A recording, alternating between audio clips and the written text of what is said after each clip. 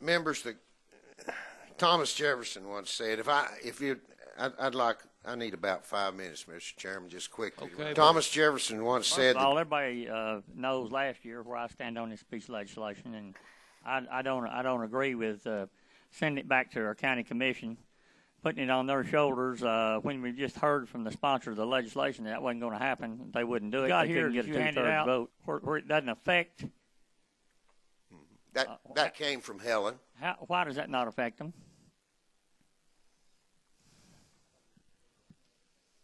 Any question on the amendment? Could you explain the amendment? The amendment, it's just the contractual term of it. It describes a contractual term of any appointed school director cannot be interrupted by the reestablishment.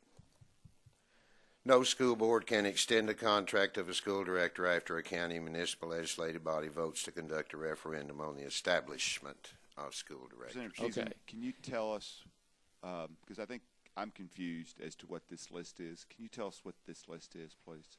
There's 57. 57. There's what? 57 LEAs there. Okay. 57 out of 136. Right. What we can only assume that the balance between the balance remaining of that 136 would be applicable. Again, this came from Helen. I'd have to rely totally. I don't know. What role does the school board serve? The school board then at that time, let me check and see in my notes, Representative. Sure, Carr. take your time. In the bill itself, the board may dismiss any non-tenured licensed employee. There's a list of Representative Keisling, if I can just, I think I'm not interested so much in what the bill says, and that what then becomes in your mind of the function or the need for a board. Is there one? I'm not, and this isn't a trap question, so I'm not trying to trap you here. I really am not.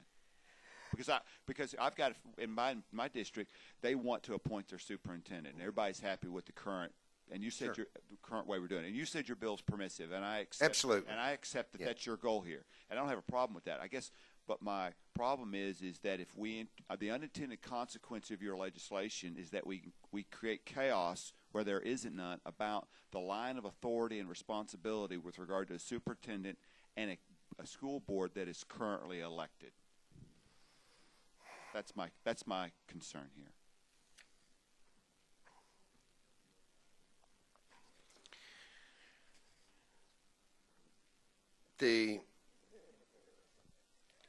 I can only answer that. I don't know what I don't know why school boards were back then. I don't know why they were appointed back then or not. Representative Carr, I don't know what the relevance was, to tell you the truth. What is your intent in reference to who would be the hiring of the teachers? Who would be the hiring of the teachers? Who would do it? It would be the school superintendent, I think. Whatever I need to, Representative Brooks, I need to. Representative Keys, let me offer a thought, and I'm not trying. I mean, it's in here. I'm not trying to create harm, and I mean the calendar, and because there were a number of questions Representative Carr had that had to do with the balance, and have you considered the issue of whether or not you would permit the school board to be a part of the approving body as well, along with the commission? Since they're both legislative bodies elected, both are policy-based boards. I can consider that, Mr. Chairman.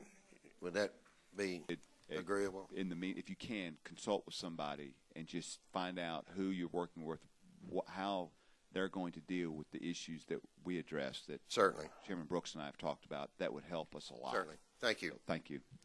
Chairman Montgomery. Okay, we'll roll the bill to the heel of today's calendar.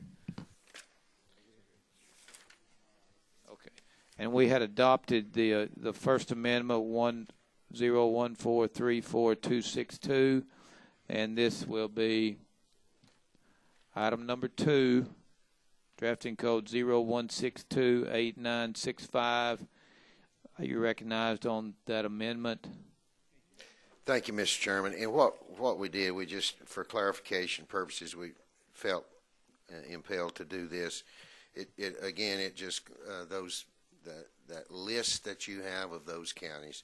Again, this just clarifies, I hope, and defines the separation of the counties that this would be applicable to, those that it would not. I'm just curious. You've changed positions on us now. Help me understand. Why do we not want these to be elected? Those were appointed up to this July 1st, 92 date. So they weren't appointed. Those that were not, this legislation applies to, not to those. And the reason why is? And the reason why? Yeah, I'm just trying to understand it because I thought we were wanting to elect everybody. They weren't electing them at that time on July the 1st, 1992 up to that date. Okay. Am I not? Yeah, I think the point I'm trying to make is I thought we were going to set up a statewide bill that everybody was going to be elected. No, that wasn't the intent at all. Never intent. Never. That Chairman Montgomery mentioned that, but that wasn't the intent of this legislation. Question, had he not brought this amendment, where would we be? This vote will represent, you're not returning the election of school superintendents. You are not with this. Chairman, Representative Keisling, can you now tell us where we are with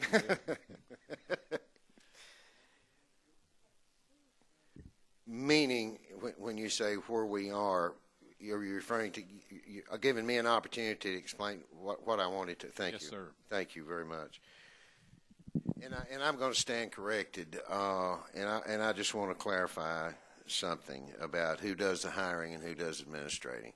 The school board, please, maybe just put it in this light. The school board's responsibility is doing the hiring, as far as initiating a contract, not initiating, but executing a contract. A school superintendent is nothing more than a chairman of the board, if you would.